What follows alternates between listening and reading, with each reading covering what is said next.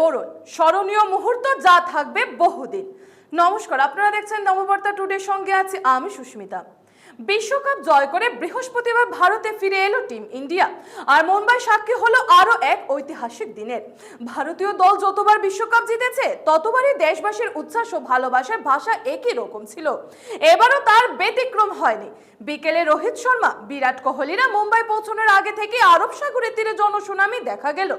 বিমানবন্দরে টিম ইন্ডিয়ার জন্য দেওয়া হয় ওয়াটার ক্যানন স্যালুট। তারপর নরিম্যান পয়েন্ট থেকে হুড খোলা বাসে 2 কিলোমিটার পরিক্রমা করে টিম ইন্ডিয়া।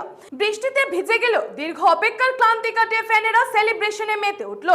ভারতীয় দল যখন ওয়াংখেড়েতে পৌঁছায় তখন গোটা স্টেডিয়াম কানায় কানায় পূর্ণ। ক্রিকেটাররা একে একে টি-20 বিশ্বকাপ ট্রফি উঁচিয়ে ধরেন।